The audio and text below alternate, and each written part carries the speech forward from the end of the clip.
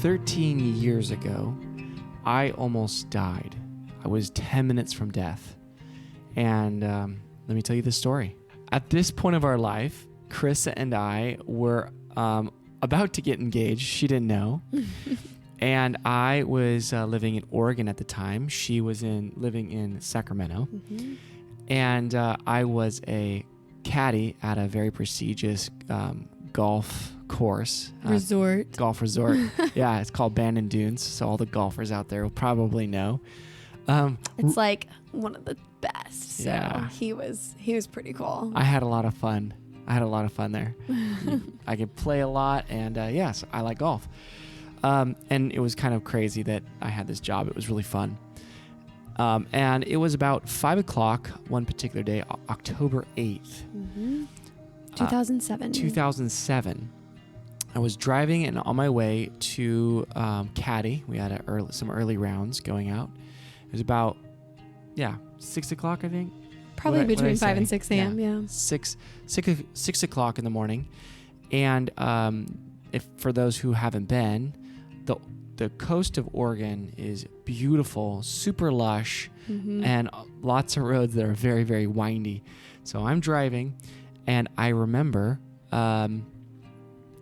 taking a turn and losing control. I had a blue Dodge Dakota truck, and I lost control, and it spun out, and then I overcorrected and jumped the truck off a 40-foot ravine and hit 3 trees, and that's really all I remember. I just remember green going, and then I was out. So fast forward an hour, I woke up. I remember seeing the spider-webbed cracks of the glass and the hiss of the engine cooling. I remember looking around and just kind of being like, oh, something happened, but then I just went back to sleep. I remember waking up a little bit later, probably about like 20 minutes-ish later, mm-hmm. and I realized I had been in an accident. So I started looking around, like, how do I get out? But the truck was completely smashed. It was just absolutely looked like Godzilla had just elbowed it right in the middle and just crushed it. We called it Old Blue. Yeah, Old Blue. That was the end of Old Blue. Old Blue got destroyed. And I really couldn't get out. I was having a difficult time breathing. Yeah. And I was cut up on my shoulder, and some other places on my body was cut up a little bit. And I remember just trying, like, what do I do? And looking around, I found my phone. So here's a kind of the first miracle that really happened in this incident. My phone was sitting on my seat, the seat bench, when I got in the wreck. And then when I woke up, I was sitting on my phone. Later on, when we went to the crash site, there was stuff thrown everywhere, out of the truck bed, out of the cab. Like random teenage guy stuff. Yeah. Just like forks from prior meals and like all these things that had just been strewn about all over the forest. Yeah, because I was super tidy at that point in my life. But his cell phone was right under his leg. Yeah, I was sitting on it. And so I was like, cool, my cell phone. I grabbed my cell phone and I called Karissa, of course. And not to mention, another miracle, you had reception. Yes. And which is kind of a miracle in itself. Yeah. In Oregon, because especially on the coast, it's pretty desolate at places. Yeah. So I had reception. And it was your brother's phone. And it was my brother's phone. So my other phone, I think I had Sprint at that time, and Sprint did not have good reception where I was.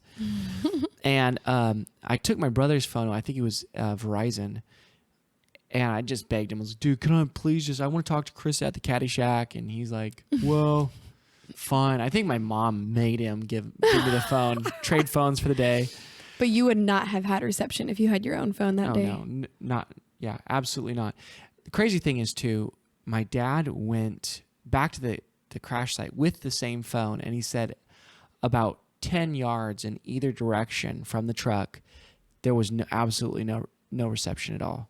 So I was in the exact spot with reception, which is an amazing thing altogether as well. So I proceeded to call Karissa, and hey, she's like, "Oh, are you at the Caddy Shack?" And I was like, "No, I think I've been in an accident." And she's like, "Oh my goodness, are you okay?" I'm like, "I think I'm okay." I wasn't. And she said, "Have you called 911?" And I said, "No, I can't find my phone."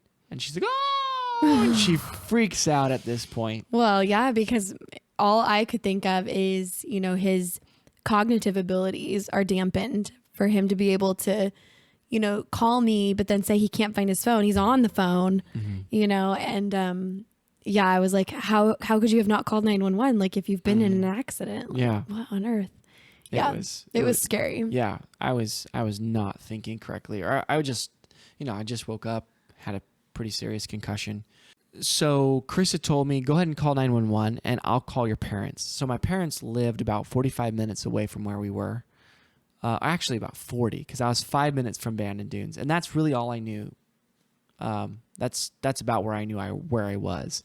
You didn't know like the exact location. Yeah, it was like, turn 5, like there's no like signs or markers or anything.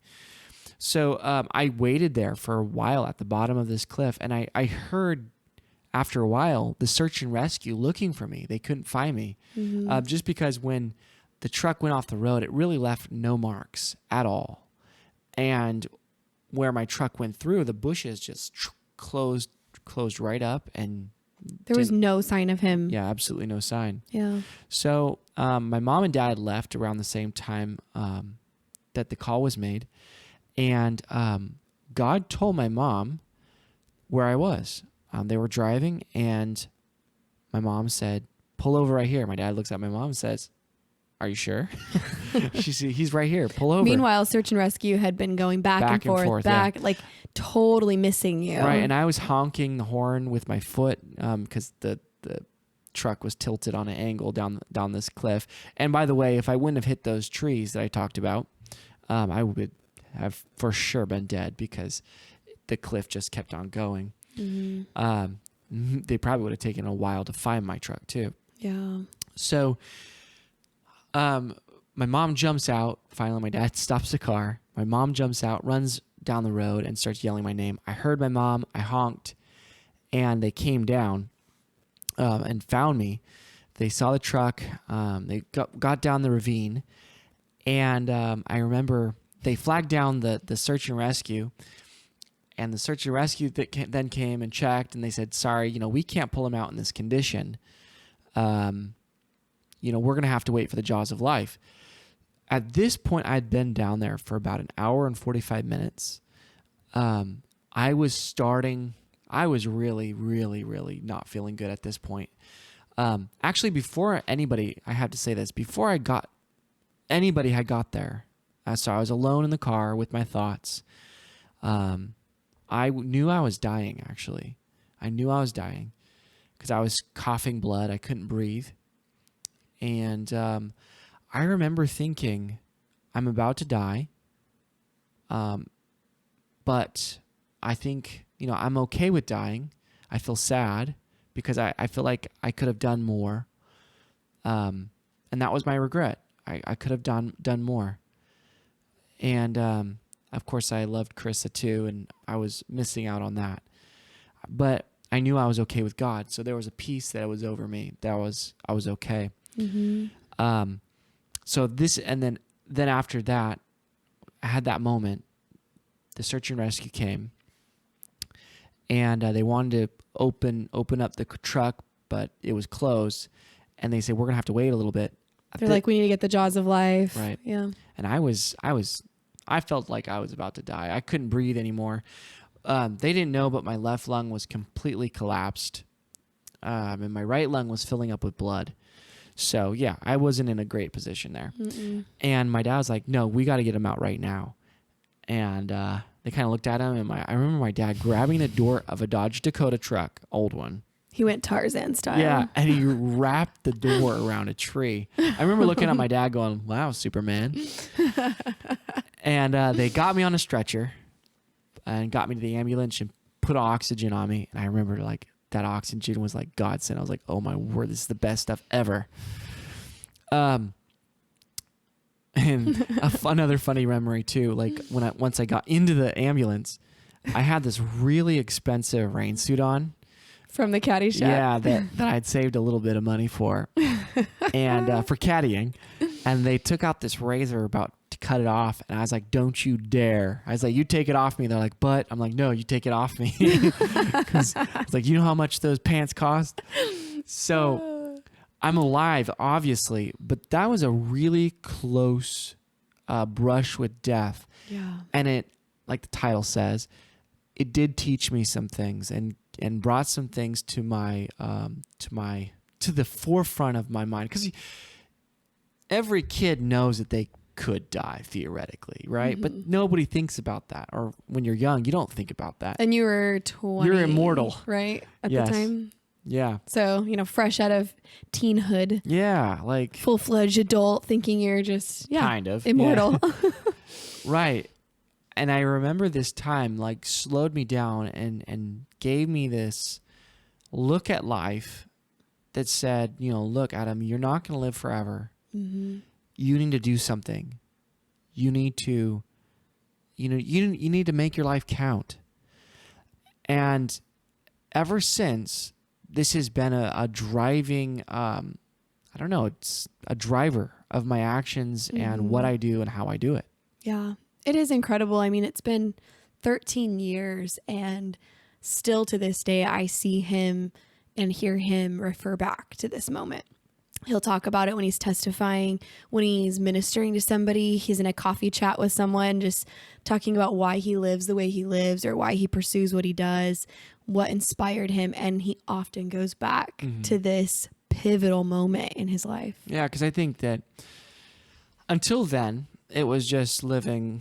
The days went by and I wasn't directing my life. I wasn't designing where I wanted to go or where I felt God was going. Like you just kind of feel like life happens to you instead of you happening to life.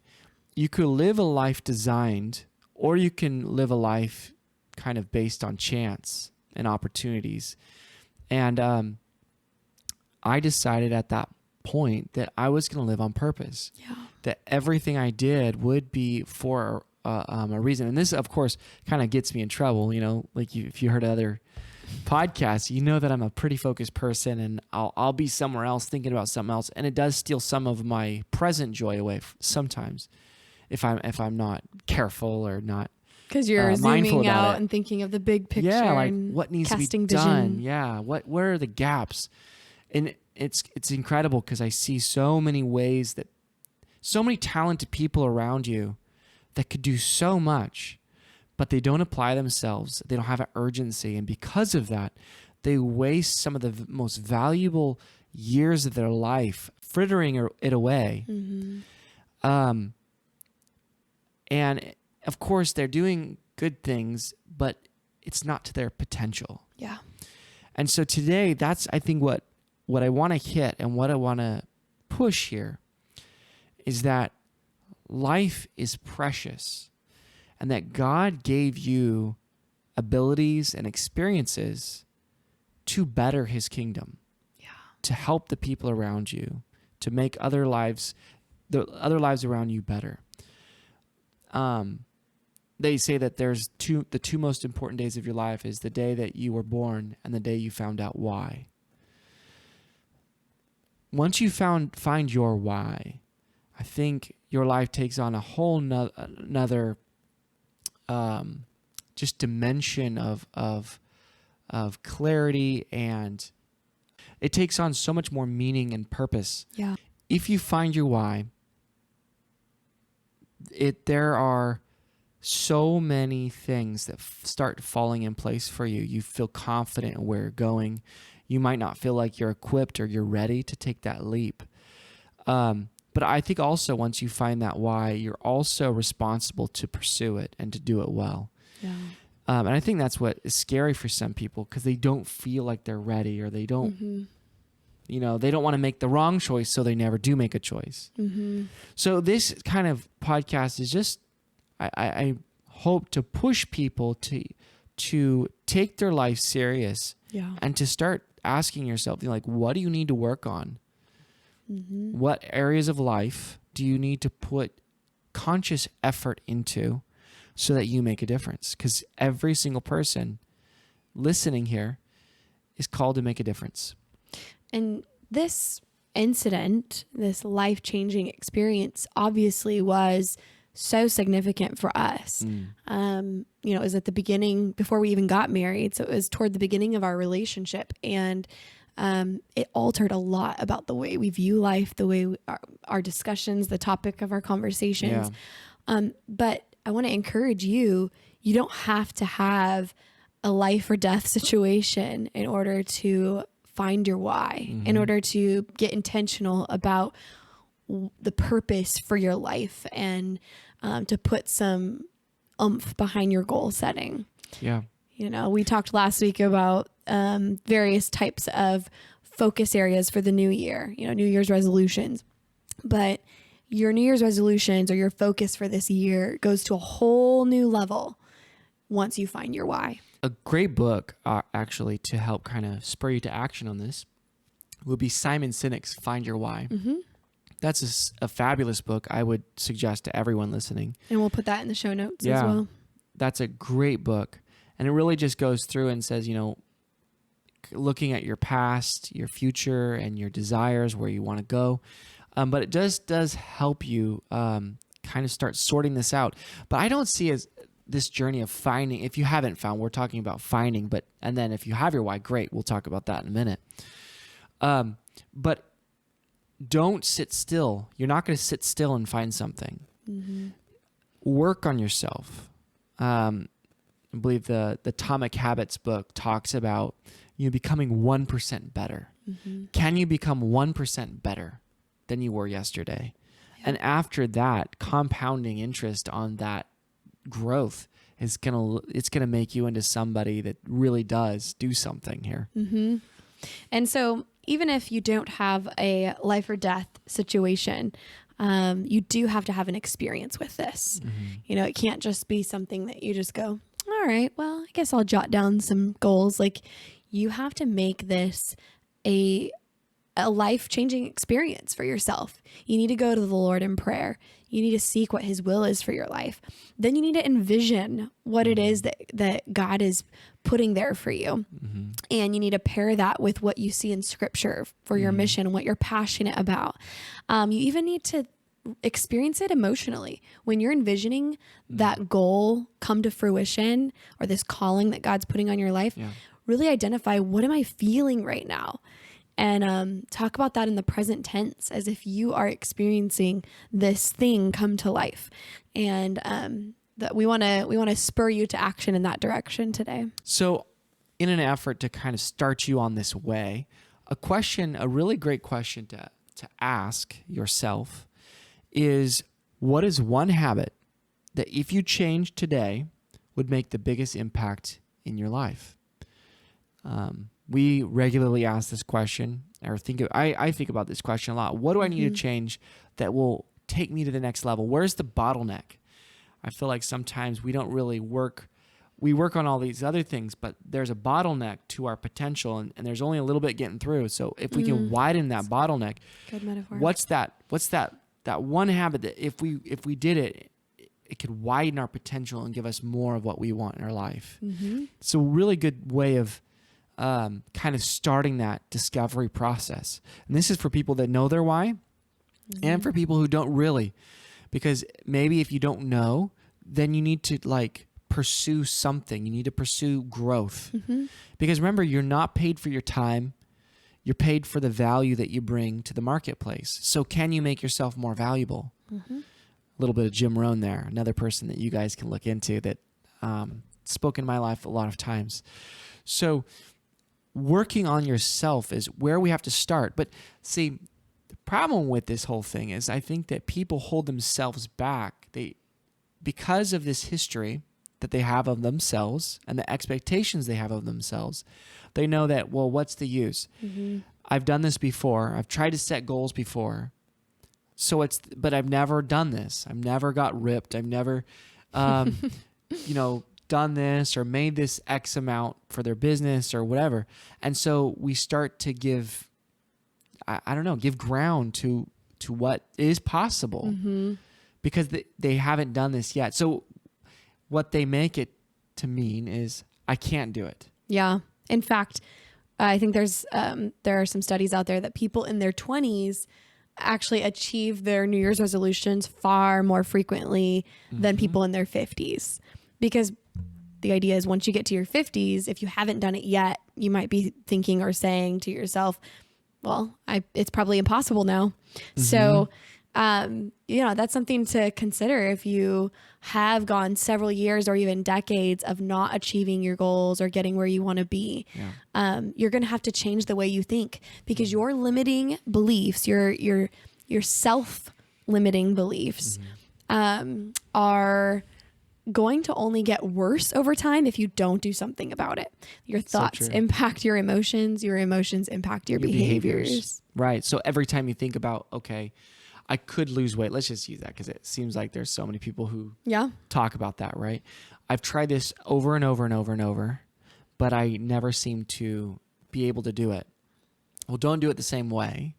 That would be the first thing, right? Like, look at maybe some different aspects. How do you do behavior change or that kind of stuff? But don't just throw in the towel because it's always been a mistake. Maybe focus on littler goals or tasks that could lead to that bigger task. And also focus on the thoughts that you have about yourself. So there's one aspect of behavioral change that focuses on the behavior itself, but there's another aspect that focuses on the thought. Right. Because, yes, you could shift the way that you're actually trying to achieve this goal, and that's the behavior or the context, the environment, the prompt. If you read Tiny Habits, that's one that you'll learn there. But some of it is just your thought process, thinking that you can't, and so you can't.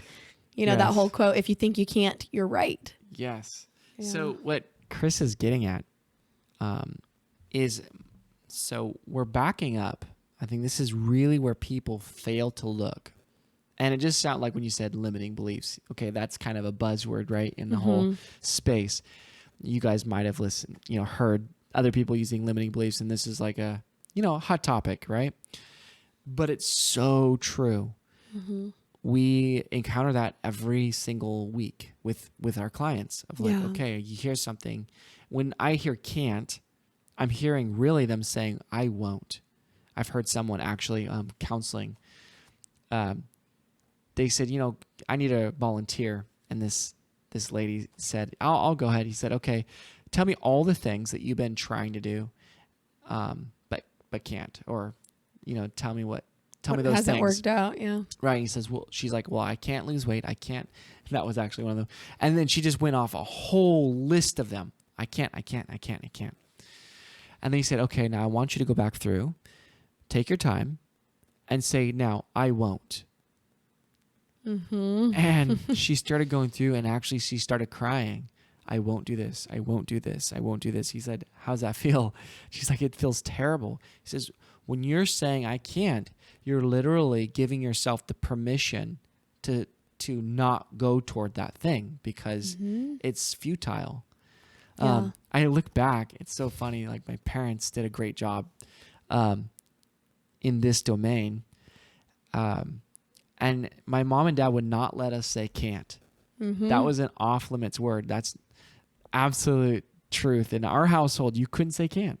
You had to say something like, I'll try. You'd be like, try that again.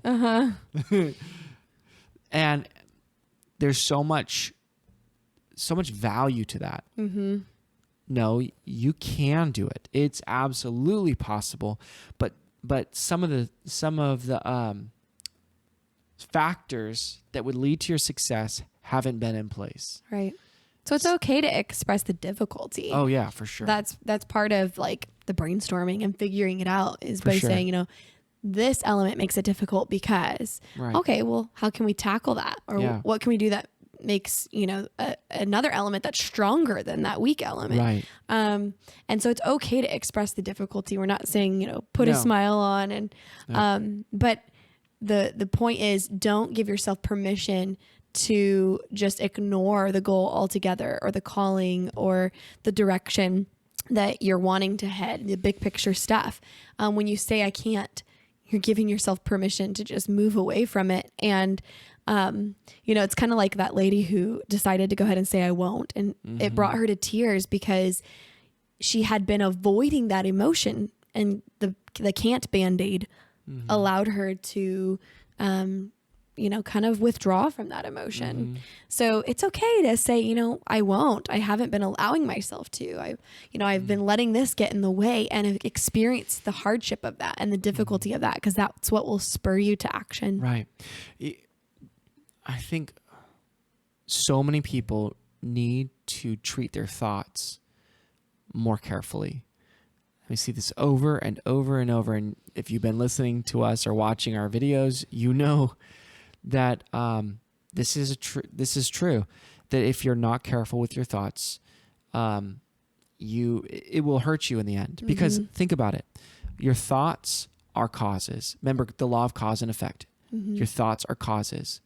Your thoughts cause emotions. Emotions cause your behaviors, which behaviors cause more thoughts about those behaviors, right? It's a cycle. And it's just cycles. So if this is true, and this goes actually back to Galatians 6:7, whatsoever a man soweth, or woman, that shall he also reap. So if you sow healthy or challenging thoughts to yourself, you're going to grow. But if you sow negativity, you're going to get more of that. Yeah. So starting there with your thoughts and saying, what limiting beliefs or what beliefs have I, held that have been a safety blanket, or been a barrier to going forward. And is it serving me well? Just kind of survey your thoughts for a moment. Take inventory. Are my thoughts serving me well? If they're not, let's do something about that.